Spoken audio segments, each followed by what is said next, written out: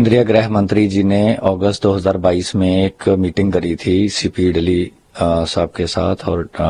DG NIA भी थे, जिसमें उन्होंने टास्किंग करी थी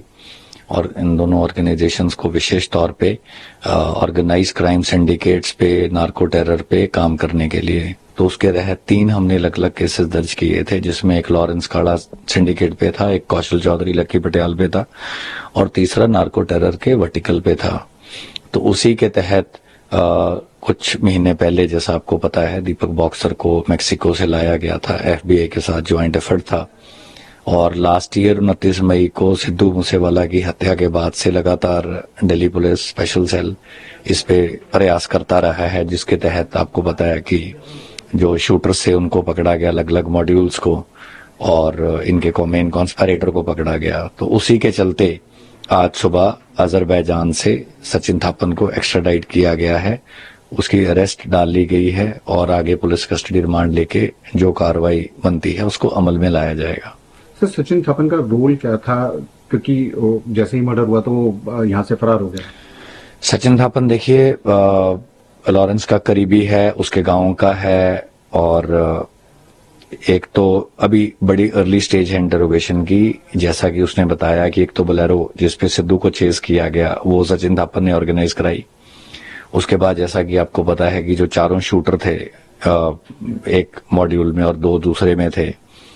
वो वारदात के बाद अलग अलग बंट गए और जो जिगरूप रूपा थे और मनप्रीत मानू था वो अलग चले गए और AK-47 और पिस्टल उनके पास कुछ रह गए जो उनके पास वो कैरी कर रहे थे।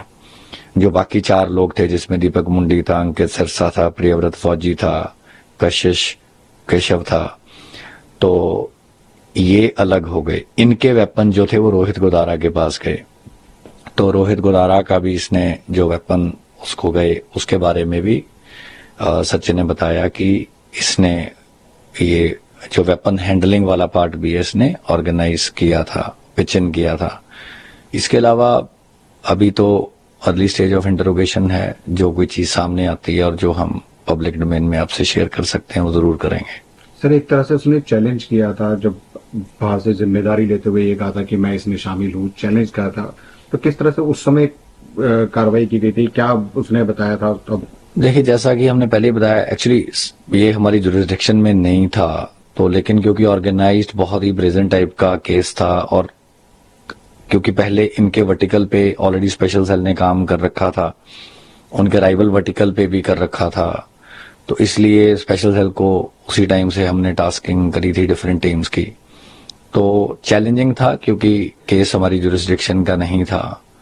और डॉक्यूमेंटेशन वगैरह, लेकिन जो एग्जिस्टिंग केस थे हमारे पास, 3 हमारे पास काउंटर इंटेलिजेंस के केस थे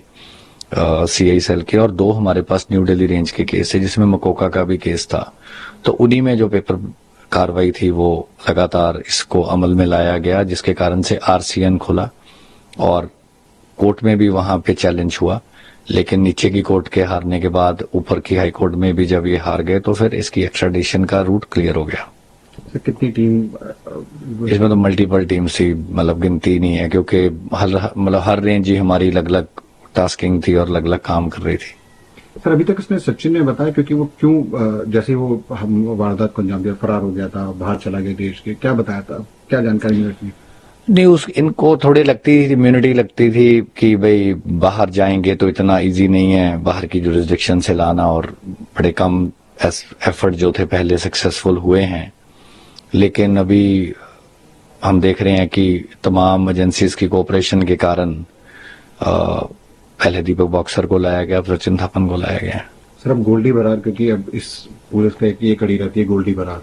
तो क्या इसको? देखिए, हम फ्यूचर के बारे में नहीं बोल सकते और गोल्डी जो है I think main cases Punjab के हैं, लेकिन हमारे भी ऑर्गेनाइज जो केसेस हैं उनमें जो भी रोल बनता है, जिसका ही बनता है, मैं इंडिविजुअल स्पेसिफिक की कोई बात नहीं करेंगे। जो इन्वेस्टिगेशन है वो देखो लगातार चलती रहती है, उसके चलते आगे जो भी फर्दर डेवलपमेंट होगी तो आपसे हम शेयर कर